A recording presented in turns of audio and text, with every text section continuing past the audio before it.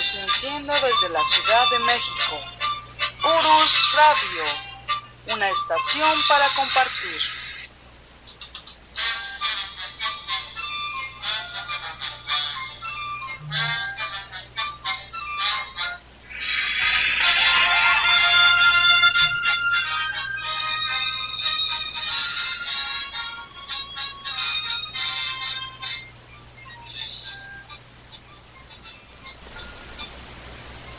Hola, ¿qué tal? ¿Cómo están? Muy buenas noches. Los saludo, queridos amigos de Urus Radio. Pues aquí estamos en nuestra cabina, como siempre, como todos los lunes, transmitiendo para ustedes hoy, ya 3 de julio de 2017. Pues bueno, el día de hoy vamos a tener un tema que, bueno, ahorita nos va a comentar mejor el profesor Francisco Mendoza, quien nos narra estas historias fantásticas, estas historias extraordinarias de nuestro querido México. Profesor, ¿cómo está? Buenas noches. Licenciada, pues bien, bien contento de estar aquí transmitiendo con todos ustedes. ¿Pasa algo, licenciada? No sé si se escuche bien, hay un, como que no está, como que no, bueno, no sé. Sí, estamos bien. Se está escuchando bien. Sí, se está escuchando. Perfecto. Bueno, sí, le digo, pero pues con mucho de malestar estomacal, licenciada, y me llama la atención la prosapia mexicana, ¿no? De encontrar sinónimos a todo, y en esta ocasión que padezco un poco de diarrea, bueno, pues sabemos cuántos sinónimos hay de diarrea, ¿no? De chorro, chorrillos, hilillo, seguidilla, córrele que te alcanza, chole te agarró de la mano, en fin, es parte de nuestro folclore. Bueno, pues lo tengo todo ahorita yo, directamente. Ay, profesor, pues qué lástima, ojalá se mejore pronto. Y pues bueno, que comió, a ver, díganos, ¿quién lo invitó? Todo parece ser que fue uno de nuestros frutos mexicanos, un aguacate. O sea que hizo coraje, profesor.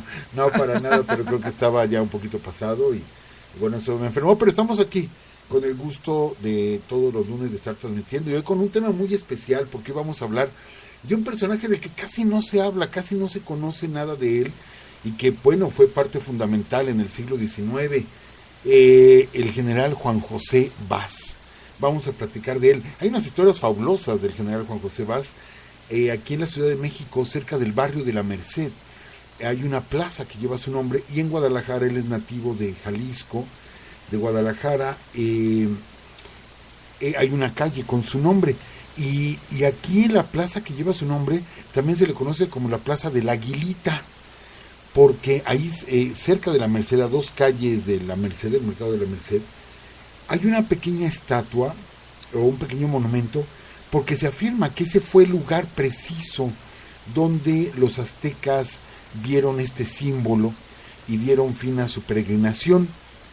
Entonces ahí se colocó esta pequeña estatua de un águila devorando una serpiente. Se le conoce como la Plaza de la Aguilita o la Plaza Juan José Vaz. Entonces vamos a platicar hoy precisamente del general Juan José Vaz. Perfecto, profesor, y pues ya tenemos aquí en el chat a Mario Hernández en Pualteca, dice buenas noches, licenciada, profesor. También Adriel López dice buenas noches, ya estoy de vuelta, ya tenía rato me imagino que sin escucharlos. Exactamente, licenciada. Y bueno, profesor, antes de algo iba a decir, no, adelante, perdón. Adelante. Nos quedamos la semana pasada que íbamos a comenzar con los mensajes que no habíamos leído. Así es. Sí, entonces vamos a ver, por favor, profesor. Aquí está. Estaba Félix Montó, que decía, licenciada Doris, profesor Mendoza, qué gusto me da acudir a nuestra cita de todos los lunes. Pues muchas gracias. Gracias, Guillermo Espínola. Es que, él nos acompañó al paseo, ¿se acuerda, profesor? Así es. Sí, bueno, también tenemos a Luis Alberto Juárez, Y dice, hola, buenas noches amigos de Urus, excelente programa, nos encanta, un saludo desde Huejotzingo, Puebla. Los escucho con mi esposa y mi nena para que desde pequeña conozca la verdadera historia de México. Saludos. Ok, qué bonito comentario. Sí, la verdad. Sí. Muy, muy bonito. Por acá tenemos a Marcos Castel que dice, licenciado y profesor, ¿cuándo volverán a hacer una nueva reunión con sus radioescuchas? Tantísimos lugares por recordar de nuestra historia, hablando del ejército y la defensa del castillo de Chapultepec, aquellos cadetes del colegio militar, como se escucha por ahí, ni tan niños ni tan héroes, ¿será? Bueno, ellos pelearon. Efectivamente, los cadetes que recordamos, Fernando Montes de Oca, Agustín Melgar, Juan Escutia, etcétera, ellos pelearon y ellos murieron en la batalla de Chapultepec. Eso es cierto. Donde se ha falseado un tanto la historia es en sus restos, porque de pronto unas obras que estaban haciendo de remodelación del castillo de Chapultepec, por orden de Porfirio Díaz, encontraron 6 osamentas. Y inmediatamente dijeron, pues son los 6 niños héroes. Pero es muy difícil de comprobar esto, tendría que hacerse ciertos análisis que no se han hecho. Y otra cosa, ya hemos platicado aquí lo que fue el hecho de Juan Escutia de enrollarse la bandera y lanzarse, pues no fue real. Pero sí fue real en otro cadete y en otra batalla. Ok, Mario Hernández en Pualteca dice, profesor Mendoza, falta la verdadera historia de liberales y conservadores y por qué cambian de mando. Pues hoy vamos a platicar de uno de los liberales más radicales que hubo. Perfecto. Ok, y David Yáñez dice, los escucho en ¿qué dice? Rochelle, Nueva York. Ajá. Y arriba Cotija, profesor. Pues mira, un paisano. Yo soy de Cotija, precisamente de Cotija, Michoacán. Un paisano, un abrazo muy fuerte hasta Nueva York. Perfecto, también aquí Mario Hernández en Pualteca dice, profesor, ¿qué tal un programa de anécdotas de todos los tiempos? He escuchado casi todos y sí hay muy buenas para recordar. Pues es lo que procuramos en todos los programas, pasar algunas anécdotas, hechos poco conocidos de nuestra historia, y bueno, es lo que les ha gustado tanto a nuestros amigos, y seguiremos, claro, dando estas anécdotas de todos los tiempos en México. Pues adelante, profesor, usted nos dice si comenzamos. Pues sí, solamente enviar un saludo muy, muy afectuoso. Lo anunciábamos la semana pasada, que íbamos a estar en una visita relámpago a la ciudad de León, Guanajuato, con el señor José Luis León Volante. Le enviamos un fuerte abrazo, nos está escuchando en este momento. Lo mismo con una persona que conocimos, el licenciado Rodolfo Romo. Él es descendiente en 7ª generación de María Ignacia Rodríguez, mejor conocida como la Güera Rodríguez. Entonces, él tiene interés en rescatar la vida de la Güera, porque no hay una sola calle con su nombre, no hay un solo monumento de la Güera, porque se ha desprestigiado mucho este personaje tan fundamental en la independencia de México, y que por lo menos no se hubiera concretado la independencia como la conocemos si no hubiera sido por la participación de la Güera. Entonces tuvimos la oportunidad el miércoles pasado de estar reunidos allá en León, Guanajuato, en una velada muy muy agradable, hablando de historia todo el tiempo, y les enviamos un fuerte saludo, un cordial saludo, y bueno, nos comprometimos a apoyar este proyecto de investigación de la vida de la Güera Rodríguez. Ya encontramos los datos, dónde murió, dónde están sus restos, etcétera, porque la familia, insisto, tiene interés, es más, de rescatar los restos de la Güera Rodríguez. Y cuando estábamos haciendo la investigación de dónde quedaron sus restos, quedaron en el convento de San Francisco, ahí en Madero 7, en el centro de la Ciudad de México, pero no sabemos si quedó en algún nicho, por lo cual estarían ahí sus restos, o quedó en el atrio de la iglesia, y se perdieron estos restos. No sabemos realmente qué pasó, vamos a investigarlo, pero ahí salió el programa de hoy. ¿Por qué? Porque si se perdieron estos restos porque estaban en el atrio, todo fue a raíz de Juan José Vaz. Y empezamos a seguir la historia de Juan José Vaz, que ya lo habíamos escuchado, ya habíamos leído algo sobre él, pero de pronto nos metimos a investigar. Ya sabe usted, licenciada, de una historia viene otra y otra y otra y otra. Así es. Y bueno, encontramos cosas increíbles del general Juan José Vaz, que fue el que partió el convento de San Francisco. Y bueno, pues entonces vamos a iniciar platicando de este general mexicano, licenciada.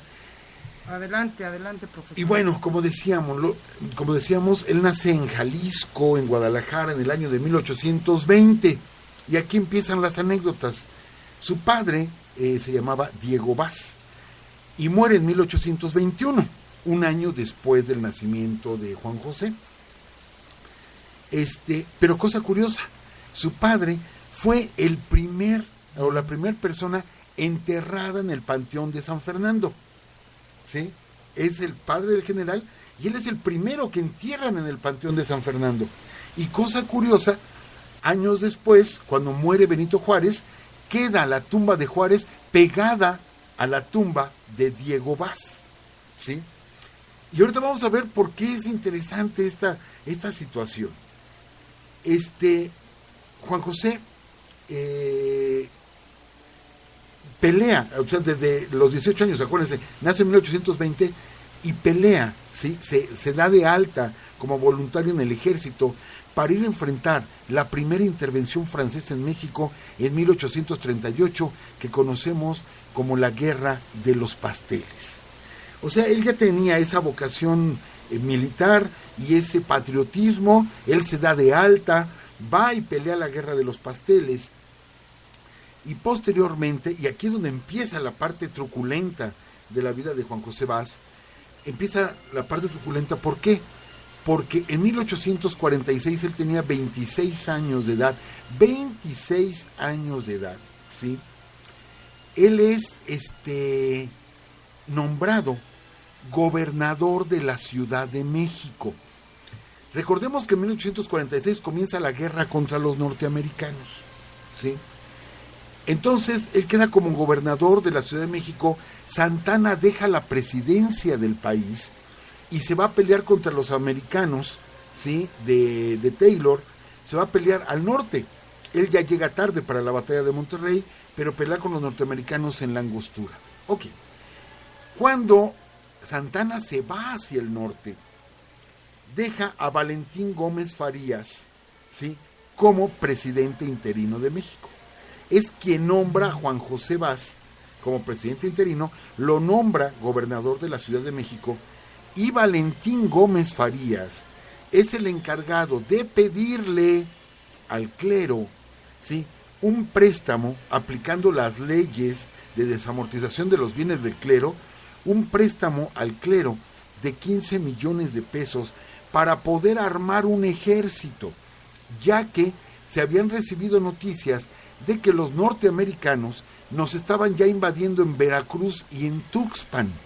No solamente se estaba peleando en el norte con Santana, sino ya venían hacia Veracruz y hacia Tuxpan los norteamericanos. Entonces Valentín Gómez Farías tiene que armar un ejército. Entonces llama a la iglesia y le dice, me tiene que dar 15 millones de pesos, ¿sí? Y la iglesia se niega a entregar ese dinero. Esto era para defender al país. Pero bueno, Valentín Gómez Farías, a quien le da la orden, ve a la iglesia y que te den 15 millones de pesos, es a Juan José Vaz, al gobernador de la Ciudad de México. Él va a repetidas ocasiones, se reúne con los prelados, se reúne con el alto clero mexicano y de ellos recibe la negativa. Aguas con este detalle, porque esto va a ser fundamental en la vida de Juan José Vaz, porque él vive directamente la traición de la iglesia a México. La traición de la iglesia la vive Juan José Vaz ahí directamente. Bueno, lo que hace la iglesia, ¿sí?, ante la presión, es armar otro ejército que se les llamó los polcos. Los polcos, que formaron 5 batallones, pero déjenme decirles que era gente bien, era gente de dinero, gente de alcurnia, gente potentada, los que forman estos 5 batallones, ¿sí? Y que en lugar de salir hacia Veracruz para defender el país, lo que hacen es amotinarse en la Ciudad de México y convierten la Ciudad de México en un campo de batalla. De hecho, se atrincheran en la Ciudadela, se atrincheran en la Profesa, en varios lugares, y se convierte en una guerra civil en el país, mientras que en el norte está Santa Anna peleando contra los americanos, mientras en Veracruz los pocos defensores se están matando con los americanos, están muriendo ante las balas norteamericanas, y mientras los señores polcos, apoyados por la iglesia, ¿sí?, hacen una revuelta en México, en la Ciudad de México, porque le iban a quitar sus bienes al clero. Ajá. Es más, tuve la oportunidad de leer una carta que envía el embajador de los Estados Unidos a su gobierno, donde está admirado, y él mismo critica a los mexicanos, y el mismo embajador de los Estados Unidos dice, ¿cómo es posible que los mexicanos, cuando tienen medio país invadido, y estamos a punto de invadir el otro medio país, se estén peleando entre ellos en plena Ciudad de México? Hasta a él le pareció extraordinario. Lo que se ha descubierto últimamente es que la misma embajada americana patrocinó la rebelión de los polcos con 50,000 pesos, ¿sí?, para que se levantaran en armas. O sea, ellos también lo promovieron, los norteamericanos, junto con la iglesia. Pues bien, mucho se afirma que el hecho de que Santa Anna no terminara con las fuerzas de Taylor fue porque le avisaron del levantamiento que había en la Ciudad de México y se regresa inmediatamente a la ciudad. De hecho, él llega a la ciudad, pero no entra a la ciudad. En la Villa de Guadalupe le entregan el poder y se va a pelear a Veracruz. Bueno, ¿qué pasa con Juan José Vaz? Juan José Vaz, como gobernador de la Ciudad de México, se encarga de organizar la defensa de la ciudad. Y es más, siendo el gobernador de la ciudad, él mismo encabeza los batallones civiles, ¿sí?, que van a pelear en Padierna, que van a pelear en Churubusco y que van a pelear en Chapultepec. Él estaba en la línea de fuego, ¿sí?, siendo el jefe de gobierno, o sea, lo que ahorita sería Mancera o algo así. Ahí estaba Juan José Vaz en la línea de fuego peleando. Cuando la Ciudad de México cae rendida, ¿sí?, Juan José Vaz huye de la Ciudad de México. Posteriormente regresaría y bueno, ya sabemos todo lo que sucedió después. Bueno, posteriormente cae Santa Anna, ¿sí? Llega a la presidencia de la República Ignacio Comonfort. Ignacio Comonfort vuelve a llamar a Juan José Vaz como gobernador de la Ciudad de México. Pero aquí ya les hemos platicado, pero se los vamos a volver a platicar porque se me hace una anécdota fabulosa, la de Ignacio Comonfort, que en febrero de 1857, ¿sí?, en febrero del 57, hace jurar la Constitución a todos los empleados de gobierno. La nueva Constitución, la Constitución liberal, los hace jurar a todos los empleados de gobierno, con la amenaza de que el que no jurara la nueva Constitución, ¿sí?, iba a perder su empleo. Inmediatamente el clero contestó y dijo que esa Constitución era una Constitución atea y que aquel que jurara la Constitución del 57 iban a ser excomulgados. Pues, ¿qué creen, amigos? Que hubo muchos, pero muchos de veras, trabajadores del gobierno que prefirieron perder su trabajo antes que quedar excomulgados por la Santa Iglesia Católica Apostólica Romana, porque era una constitución atea al 100%. Las cosas estaban muy álgidas en la Ciudad de México y en todas partes, con lo de las leyes de reforma. En 1857 surge el registro civil, se desamortizan los bienes del clero, como los panteones, los hospitales, las escuelas. No olvidemos el poderío tan grande que tenía el clero mexicano. El 80% de los bienes en el país pertenecían al clero. Es más, el clero tenía su propia ley. Si un sacerdote cometió un delito, no podía ser juzgado por tribunales civiles, solamente podía ser juzgado por tribunales eclesiásticos. Entonces, si él cometió un delito civil, solamente un tribunal eclesiástico lo podía juzgar, ¿sí? Pero aparte, tenían otra potestad. Imagínense ustedes, licenciada, amigos, una persona moría, ¿sí? Entonces, como iban y le daban la extrema unción, que es el último de los sacramentos, se la daba el sacerdote a solas. Cuando se abría el testamento de la persona que fallecía, cuando se abría el testamento y decía, le dejo esto a mi hija, le dejo esto a mi hijo, le dejo bla, bla, bla, bla, tenía la potestad del sacerdote de que la confesión era superior al testamento. Entonces el sacerdote decía, no, fíjense que no, porque el señor o la señora, cuando ya se iba a morir y que estaba yo con ellos, me dijo a mí, ¿sí?, que le iba a dejar el 50% a la Catedral Metropolitana, el 20% al convento de Capuchinas, el 15% al convento de San Francisco, el 5% para limosnas y el 5% nada más para ustedes. Y se respetaba. De nada valía un testamento porque era la voz del sacerdote la que tenía validez, porque habían estado en el último momento con el difunto. Por lo tanto, el 80% de los bienes del país pues pertenecían al clero, porque todo era para ellos, ¿sí? Aparte de que vendían las indulgencias. Entendemos lo que es la indulgencia. Esto es que si yo cometo un pecado, hago un donativo a la iglesia y me borran mi pecado, ¿sí? Es más, las indulgencias me compraban mi derecho a entrar al cielo. Esto es real, ¿eh? No estoy exagerando. Yo compraba aquí, hacía un donativo muy piadoso a las hermanas carmelitas descalzas, y con esto ya estaba todo arreglado para que yo llegara ya con San Pedro, y pues ahí ya estaba un contrato, no sé qué, donde decía, tú le diste mucho a las carmelitas descalzas, te quedas en el cielo. O sea, yo aseguraba mi entrada al cielo. Entonces también se quedaban con muchísimas herencias, muchísimos bienes. Insisto, el 80% de los bienes del país pertenecían al clero. Los hospitales pertenecían al clero. Las escuelas al clero. Y se daba educación religiosa, ¿sí? Los pocos institutos que habían surgido, pues se acusaba de que eran nidos ahí de demonios, como el Instituto de Ciencias de Oaxaca, donde estudió Benito Juárez y donde estudió Porfirio Díaz, pues era un nido ahí por completo de ateos, porque las universidades y todo lo demás estaba controlado por el clero.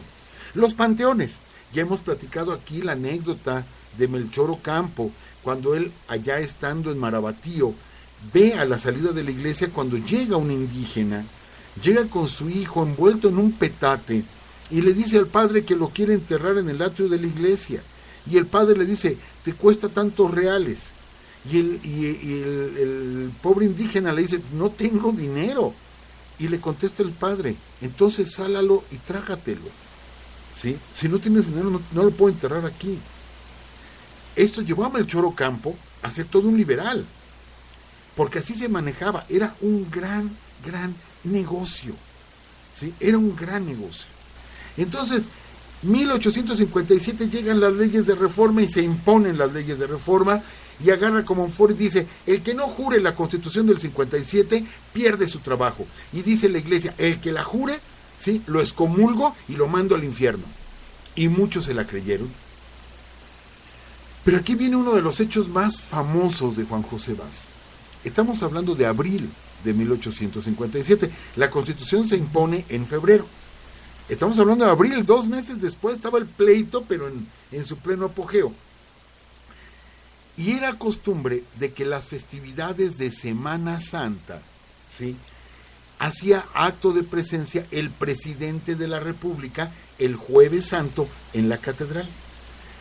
Pero en la catedral, ¿sí?, dijeron, no, ¿cómo vamos a traer a ese demonio de Ignacio Comonfort, que era el presidente, cómo lo vamos a meter a catedral? No lo vamos a invitar. Pero, no sé, me parece a mí hasta absurdo, pues no le mando invitación y ya. No, le mandaron una no invitación. O sea, un documento donde decía, ¿sabe qué? A usted no lo invitamos.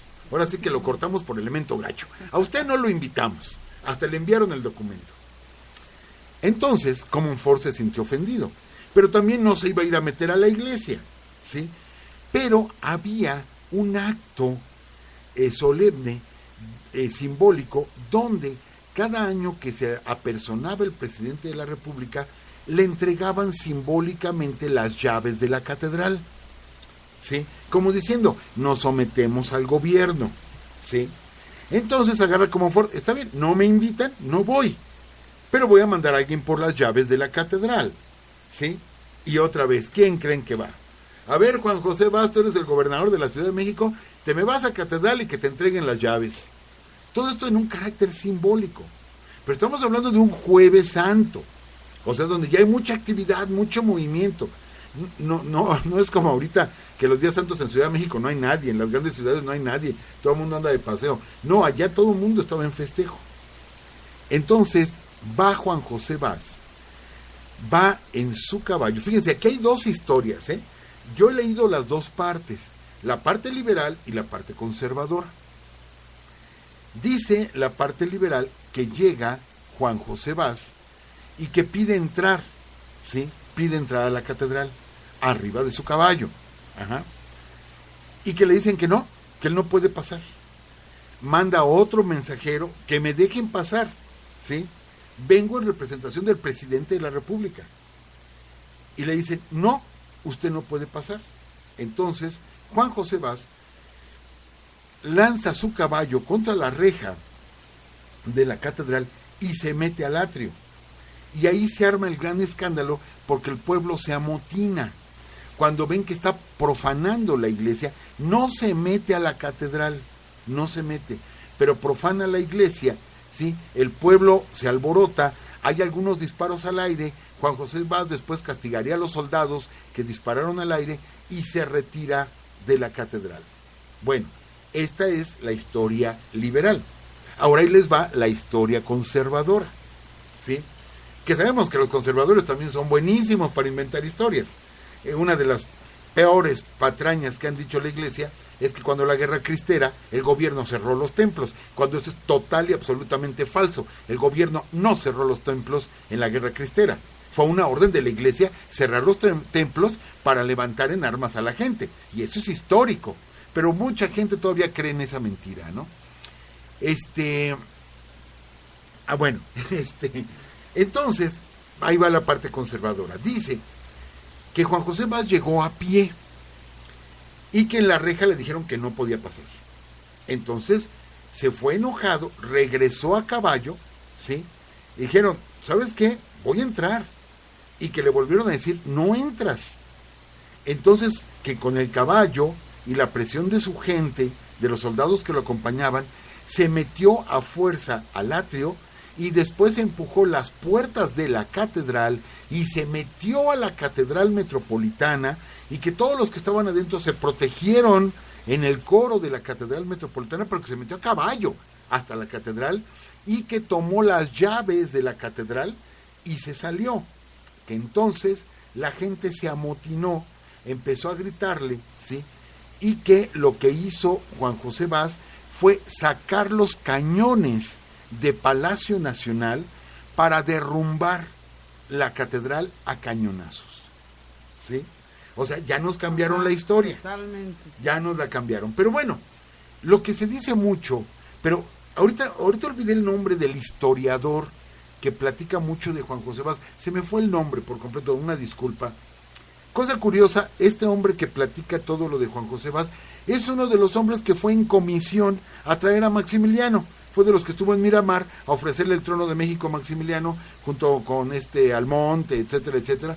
Fue uno de ellos, así es que ya sabemos de qué calaña es el tipo, ¿no? Pero bueno, dice que cada vez que pasaba Juan José Vaz frente a catedral, suspiraba, porque su deseo era un día destruir la catedral a cañonazos, ¿sí?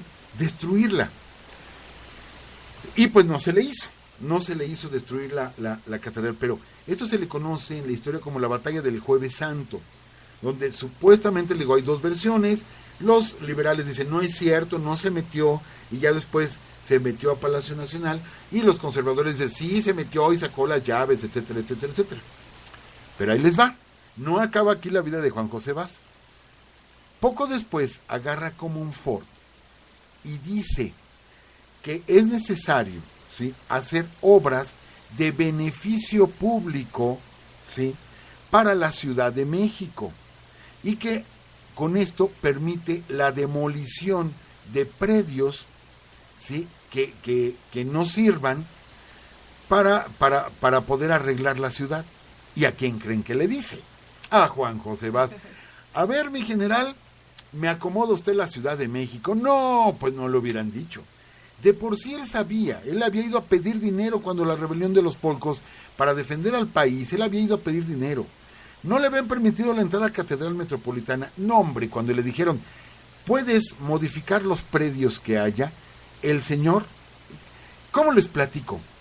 La calle de Independencia es una calle muy importante en el centro histórico. Él la abrió en 20 días.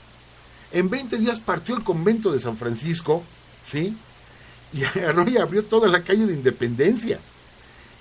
Destruyó el convento de la Merced, destruyó, bueno, un montonal de conventos, los destruyó, los partió a la mitad, los fraccionó, cambió por completo la Ciudad de México, y ustedes se fijan ahorita, es una cuadrícula casi perfecta la Ciudad de México, el centro histórico. Antes no era así, antes por eso había tantos callejones, recovecos, etcétera. No, el señor agarró y abrió calles aquí, calles allá, ¿sí?, derribó iglesias, derribó bardas, etcétera, y arregló la ciudad en solo un año. En solo un año hizo un cambiadero Juan José Vaz. Bueno, eso no se podría, yo creo, que hacer ahora. ¿Cómo le hacía Juan José Vaz? Les platico. Resulta que el señor se especializó en que para derribar los conventos, que eran fortalezas, eran verdaderas fortalezas los conventos, agarraba y ponía madera como polines, hagan de cuenta, pero muy altos, que pegaran del piso al techo. Entonces hacía atados de estos polines, los llenaba de chapopote, de brea, ¿sí?, y luego les prendía fuego para que estuvieran ardiendo. Entonces esto hacía que se fracturaran los techos. O sea, les prendía fuego, se salían y después de un rato, ¡pum!, se derrumbaba todo el edificio.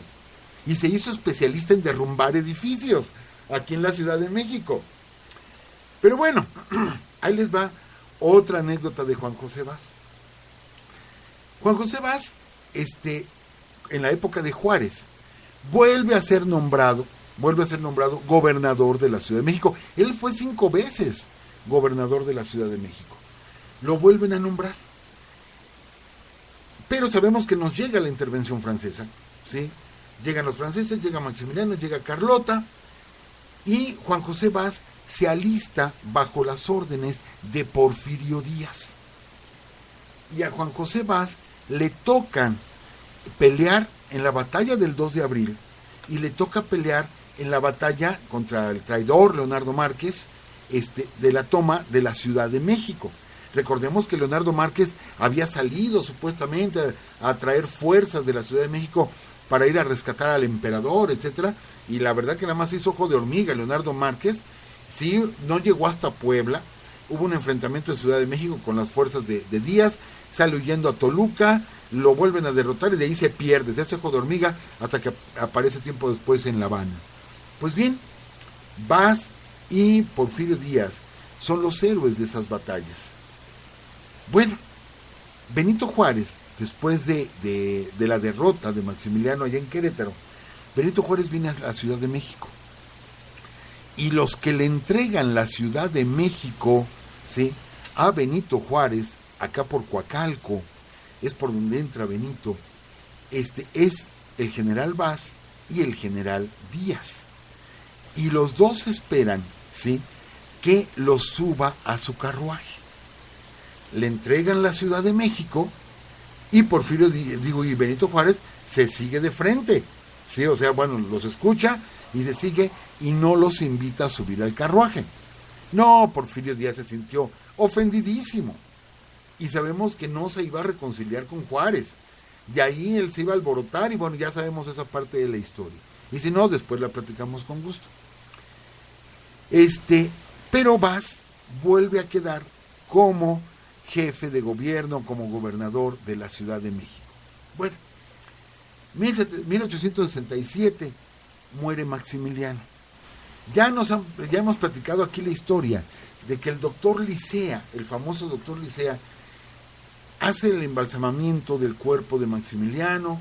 El doctor Licea se dedica a vender pedazos de sus cabellos, en fin, destroza el cuerpo de Maximiliano, moja pañuelos con sangre, porque lo veían como un santo Maximiliano, moja pañuelos con sangre, etcétera, etcétera, etcétera. Mandan el cuerpo, cuando ven cómo quedó, en terribles circunstancias quedó, mandan el cuerpo a la Ciudad de México. En el trayecto de la Ciudad de México, el cuerpo embalsamado de Maximiliano se les cae 2 veces en el carromato que venía, se le rueda y cae a un río. Las 2 veces cayó en ríos. O sea, ya rodó el cuerpo de Maximiliano. Entonces, cuando llega el cuerpo de Maximiliano a la Ciudad de México, llega hecho pedazos, ennegrecido por el agua. Bueno, era una piltrafa. Entonces, se lo llevan y acondicionan la capilla de San Andrés. ¿Sí? La capilla de San Andrés, que actualmente se encuentra en lo que es el Museo Nacional de Arte, en la Plaza Manuel Tolsá, ahí donde está el caballito, el edificio que está atrás es el Museo Nacional de Arte. Ahí estaba la capilla de San Andrés. Y ahí le hacen otro embalsamamiento a Maximiliano. De hecho, lo cuelgan de los pies a Maximiliano para poder extraerle todos los líquidos que le metió el doctor Licea y que no sirvieron para nada. Extraerle los líquidos, o sea, lo pusieron a escurrir, por así decirlo. Obviamente los conservadores dijeron, esto es una profanación, esto es una burla, etcétera, hicieron el gran escándalo. Pero bueno, se hace el otro embalsamamiento y por fin mandan el cuerpo para Europa. Al cumplirse 1 año, ¿sí?, del fusilamiento de Maximiliano, los conservadores e imperialistas en México organizan una misa en la iglesia de San Andrés, ¿sí?, que fue el lugar donde se embalsamó por segunda ocasión a Maximiliano. Y mandó gente, el gobernador Juan José Vaz, manda gente y le llegan los comentarios de que fue una misa donde no se habló bien de Maximiliano, no, se habló de lo peor en contra de los republicanos, en contra de los liberales, en contra de Juárez. No era hablar bonito del héroe, etcétera, que se sentía mexicano y Maximiliano, bla, bla, bla. No, sino esos asesinos, criminales, etcétera, en contra del gobierno, ¿sí? Y va y se lo cuenta a Benito Juárez. Entonces, fíjense ustedes, cómo es la anécdota. Dice que Benito Juárez se quedó muy pensativo y que dijo, de aquí en adelante, ese lugar lo van a tomar como lugar de culto, ¿sí?, los conservadores. Y le dice, no le dio la orden, fíjense qué sutileza, dice, oiga, general Vaz, ¿usted no conocerá a alguien que sea capaz de derribar ese templo? O sea, ¿qué le estaba diciendo Juárez? Sí, pues tírelo. Claro. ¿Sí? Nada más le dijo así, ¿usted no conocerá a alguien que sea capaz de derribar ese templo? Y que nada más se sonrió Juan José Vaz, dijo, claro que lo conozco. Sí. Bueno, pues el templo lo destruyó en una noche. En una noche. Llegó con su gente, le puso esos polines llenos de brea, los prenden, se derrumbó el templo. En la mañana, cuando pasó la gente, ya estaban removiendo los escombros, ¿sí? Ese predio quedaría vacío y posteriormente se construiría por órdenes ya de Porfirio Díaz el Museo Nacional de Arte, que es el que se encuentra hasta este momento. Ese era Juan José Vaz. De hecho, nosotros si platicamos con la gente conservadora, van a decir que Benito Juárez se está pudriendo en lo más profundo del infierno. Pero si alguien está todavía más profundo que Benito Juárez en el infierno, ese es Juan José Vaz. Porque él sí se dedicó a destruir templos, fue el que, supuestamente ellos lo dicen, tuvo en la mira de sus cañones la Catedral Metropolitana. Pero bueno, ¿por qué ese odio, sí, ese odio de Juan José Vaz? Lo atacaron mucho, es cierto, él era masón, Juan José Vaz era masón, y sabemos que en ese tiempo había mucha pugna, ¿sí? Benito Juárez era masón y varios de los liberales, pero más que nada fue esa afrenta que él recibió, donde él fue testigo de cómo la iglesia traicionaba a México en uno de sus peores momentos. mientras México era invadido por todas partes y los americanos vieron que el camino del norte era muy largo y que mejor iban a tomar la ruta de Cortés para tomar la Ciudad de México, y el gobierno pide desesperadamente apoyo para armar un ejército y defender nuestra nación, pues la iglesia nos traiciona, la iglesia mexicana, con su gente católica, ¿sí? Cuando los norteamericanos pues eran protestantes. Entonces eso lo vive en primera línea Juan José Vaz. Esto no se lo iba a perdonar jamás a la iglesia, por eso fue la persona que más destruyó conventos, que más destruyó iglesias. A pesar de eso, él fundó escuelas en la Ciudad de México, escuelas para huérfanos, escuelas de artes y oficios para huérfanos. De alguna manera el trazo actual del centro histórico de la Ciudad de México, pues él lo diseñó. Él fue el que abrió calles como 5 de Mayo, la calle de Independencia, la calle de 20 de Noviembre, claro, no se llamaban así en ese tiempo esas calles, pero él fue el que las trazó y las abrió. Entonces ahí está plasmado, por eso hay una pequeña plaza en la Ciudad de México, que es la Plaza de la Aguilita, que se llama Juan José Vaz, y hay una calle en Guadalajara con el nombre del general. Él está enterrado, aunque su padre es el que está a un ladito de Benito Juárez, ¿sí? Quizá debería estar él. No, él está en el Panteón de la Piedad de Dolores, ¿sí? Ahí es donde se encuentran los restos del general Vaz, pero bueno, por lo menos su padre está ahí junto al benemérito. Esta es la historia de este personaje del que casi pues no se habla, licenciado. Amigos. Pues qué bárbaro, era tremendo, y como bien lo dice alguien por aquí en el chat, personajes que muy poco conocemos y que gracias a usted, profesor, estamos conociendo. Tenemos a varias personitas en el chat y me faltó un poquito del texto de Adriel López. Decía que ya tenía rato sin conectarse y dice, pero acá estoy con mi esposa Rebeca Villa y mi hija Kendra escuchándolos. Buenas noches, profesor y profesora. Pues buenas noches, Adriel. Félix Montó dice, licenciada Doris, profesor Mendoza, a mí me tocó ver una venta de indulgencias. Ajá. Fíjese, en 1998 en un pueblo de Morelos, en una práctica de campo de la escuela donde daba clase. Nos tocó escuchar que quien no comprara días de indulgencia al sacerdote se iría directo al infierno. ¿Qué tal? Estamos hablando de 1998. Sí. Ajá, bueno. Pero bueno, estaban en un pueblo de Morelos y desafortunadamente a veces en provincia y en pueblos así como que muy recónditos, pues sí se aprovechan mucho de la gente. Y dice, por cierto, igual Félix dice, por cierto, buenas noches, estoy muy contento de escucharlos como todos los lunes. Gracias. Y Juan Carlos Pérez Carmona dice, buenas noches, excelente relato, personajes de la historia de México que casi nadie conocemos y que tienen una gran importancia histórica. Así es, también tenemos algunos mensajes en YouTube. En Urus Radio.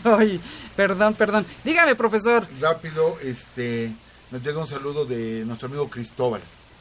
Un saludo para él también. Sí, saludos, Cristóbal, pero es que como estaba viendo aquí la página de Urus Radio, está en nuestra página de Facebook.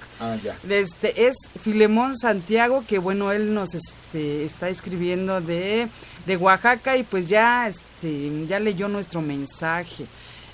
Pues un saludo, Filemón Santiago Avendaño. Rodolfo Romo González dice, saludos, Francisco y Doris. También Aarón Valencia dice, saludos desde San Diego, California. Por favor, pregúntele al profesor cuándo va a escribir un libro. A ver, profesor. Gracias, nos han invitado algunos amigos a que escribamos un libro así como un anecdotario de la historia de México. Pues estaría muy bien, profesor. Todo eso que usted sabe, plasmarlo en un libro, ¿no? ¿Cuándo? Díganos. Pues ya veremos, licenciada, ya veremos. Bueno, ok, también tenemos a Tere Bravo García que nos escribió en YouTube. Y pues también vamos a saludar a nuestros amigos que nos escuchan y que bueno, nos siguen en Twitter. Es Mike Y también es otra personita que siempre nos da like, es Víctor Manuel. Saludos Víctor Manuel, que nos siguen en Twitter. Y pues bueno, muchas gracias a todos. A lo mejor hay alguien más que nos manda mensaje, profesor. El señor René Martínez, que bueno, tenemos un compromiso con él, vamos a platicar pronto, porque él nos va a hablar de las apariciones de la Virgen de Guadalupe, pero desde el contexto más que nada iconográfico, viendo el lienzo de Guadalupe como un códice, ¿sí? Es un tema muy interesante. Nos vamos a entrevistar prontamente con él y lo vamos a tener de invitado aquí en Urus Radio, licenciada. Y bueno, un saludo para nuestro amigo Ángel, Toño Rodríguez, Tina, Linda. Bueno, es que luego se me olvidan algunos nombres de amigos que nos han enviado mensajes de saludos. Y pues también felicidades por la transmisión de Psique Urus, profesor. Sí, nuestra página hermana, los viernes 10 de la mañana, aquí en Spreaker, Psique Urus, con temas de psicología. Ahí de lo que hablamos es de psicología y bueno, ahora vamos a hablar de relaciones destructivas, etcétera. Es otra temática. Perfecto, también está alguien, dice Garrita de Libra, dice 1000 saludos Urus Radio, seguimos con interés sus programas desde Villa Nicolás Romero. Saludos.